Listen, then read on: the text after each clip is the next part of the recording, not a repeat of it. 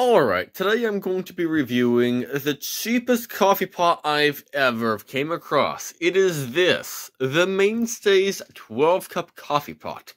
Normally, these are $13, alright? Though for some reason at my Walmart in Anaheim, California, they were $5. Yes, 1, 2, 3, 4, 5. $5. That is insanely cheap. The 4-cup coffee pot costed more than the 12-cup coffee pot. I don't know how that works. This is the cheapest model. It doesn't have any fancy timers or anything like that. It's just got a simple on and off switch.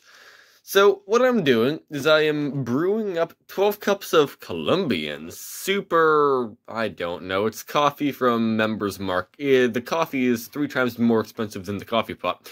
$15.98 versus $5.00. There's one thing I need to mention about it. So I was looking through the reviews, and a lot of reviewers said that this overflowed and dumped coffee down the front. And I can kind of see why. So if you, for example, have the coffee carafe out of the coffee pot while it's brewing for a significant amount of time, it will overflow. A lot easier than most coffee pots. The reason why is because even when this is set in here, the little dispenser here puts out more coffee than the carafe can drain. Though the thing is, it won't overflow if you just leave the coffee pot inside of its little coffee pot area. Hopefully that makes sense. Alright, now you get to watch me dump 12 cups of coffee on my table. Hopefully not. And that went very good. Alrighty. So now what I'm going to do is set up the timer. Alright, we are going to time how long it takes to cook this cup of coffee.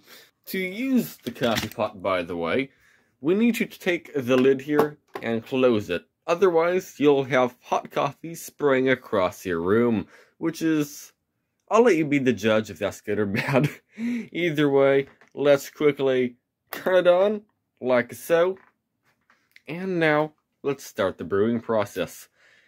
And right out of the box, it's using 842 watts, which is quite a bit. So you cannot run this on, for example, the Ryobi 300 watt 18 volt inverter.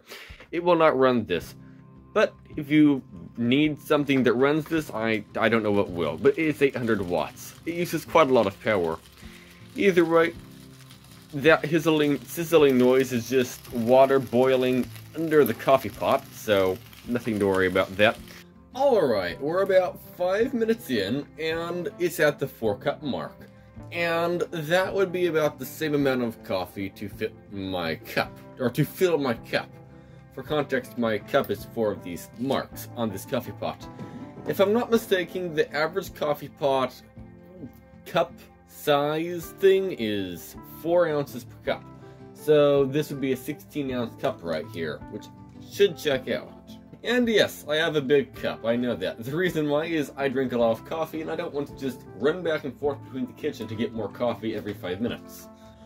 Alright, and it's been cooking now for 9 minutes, and you can kind of hear it's starting to gurgle. That means the tank is running out of water.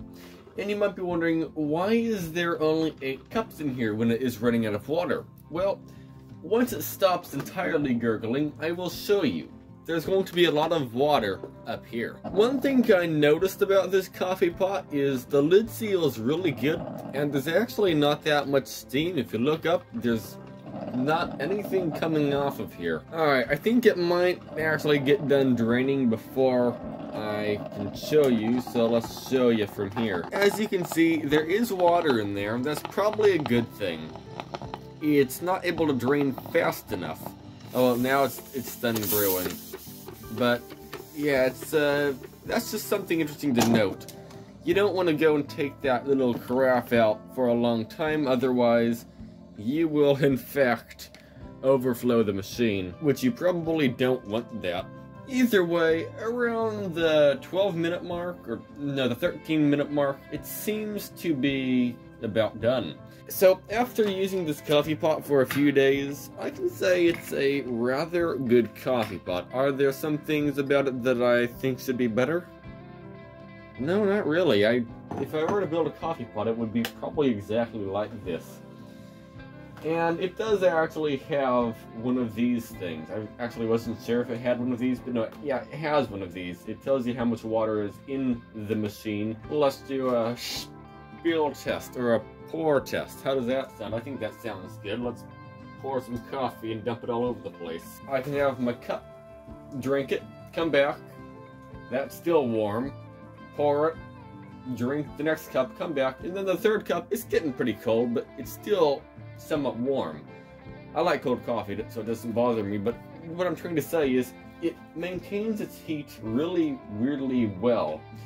Maybe that's with all 12 cup coffee pots, I don't know. I'm coming from a 4 cup coffee pot where I used to brew like 6 cups a day.